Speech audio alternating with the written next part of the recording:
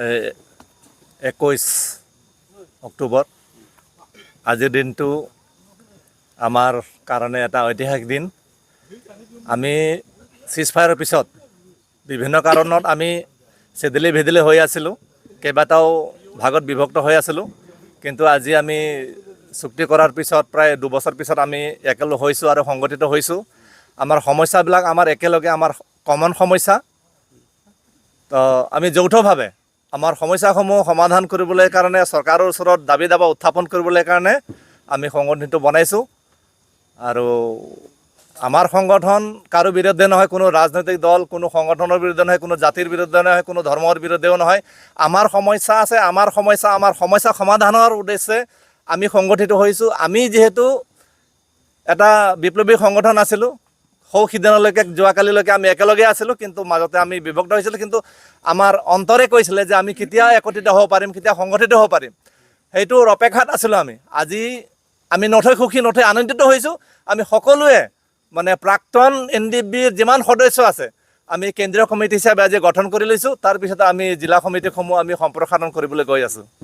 আমাৰ বৰ্তমানৰ চৰকাৰ, আমি চৰকাৰ ক'বলৈ গ'লে বিটিআৰ চৰকাৰটো অসম চৰকাৰৰ অধীনতে হয়, ভাৰত চৰকাৰৰ অধীনতে হয়, কিন্তু চৰকাৰৰ যিটো মানে হয়তো সিহঁতৰ কিছুমান কিবা থাকিব পাৰে, প্ৰট'কল থাকিব পাৰে, সেইমতে সিহঁতে যিমানখিনি আগবাঢ়িব লাগিছিলে সিমানখিনি আমি আগবঢ়া দেখা নাই। গতিকে চৰকাৰৰ আমাৰ যিহেতু সমস্যা, আমি চৰকাৰক মাজে মাজে সোঁৱৰাই দিব লাগিব যে আমাৰ এইটো হৈছে, আমাক এইটো লাগে, সেইটো লাগে, কাৰণ আমাৰ সমস্যা বহুত আছে। আজিলৈকে আমাৰ বহুতো ল'ৰাই মানে যিটো নেকি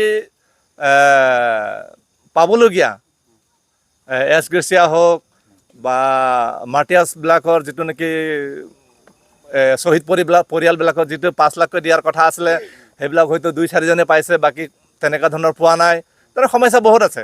আৰু আমাৰ চাকৰি বাকৰিৰ কথা আছে, আমাৰ চুক্তিতে আছে যে মানে পাৰামিলিটাৰী ফ'ৰ্চ, ৰেলৱে, বেটেলিয়ন এইবিলাকৰ যিবিলাকৰ উপযুক্ত বয়স আছে, এডুকেশ্যন কোৱালিফিকেশ্যন আছে, সেইখিনিক ইচ্ছা কৰিলে চৰকাৰে নিযুক্তি দিব পাৰে, কিন্তু সেইবিলাক কাম আজিলৈকে আমাৰ হোৱা নাই। এনে নামকে আছে কিবা ডেম' অলপ হেৰি কৰি থৈছে, কিন্তু নিযুক্তিটো আজিলৈকে আমাৰ কোনো ল'ৰাই পোৱা নাই। তো সেইবিলাক আমাৰ সমস্যা আছে। তো সেইকাৰণে আমি আজি সংগঠিত হৈছোঁ। আৰু আগলৈ আমাৰ যিটো সংগ্ৰাম, আমি সংগ্ৰাম বুলিয়ে ক'ব লাগিব। আমি শান্তিপূৰ্ণভাৱে, গণতান্ত্ৰিক শান্তিপূৰ্ণভাৱে প্ৰয়োজন সাপেক্ষে আমাৰ সমস্যা, আমাৰ দাবী দাবা আমি উত্থাপন কৰিবলৈ কাৰণে আমি আগুৱাই যাম। আমাৰ সংগঠনটোৰ নাম হ'ল ইউনাইটেড ফ'ৰাম অফ ex-NDB বুলি আমি সংগঠনৰ নামটো দিছোঁ। আমি বড়ো ৰাইজক এইটো ইনফৰমেশ্যন দিব বিচাৰিছোঁ যে আমি ex-NDB হিচাপে আমি আজিৰ তাৰিখত আমি সংগঠিত হ'লোঁ, আমি ইউনাইট হ'লোঁ, আৰু ৰাইজেও সজাগ হওক আগলৈ আগবাঢ়ি যাবলৈ কাৰণে। ধন্যবাদ।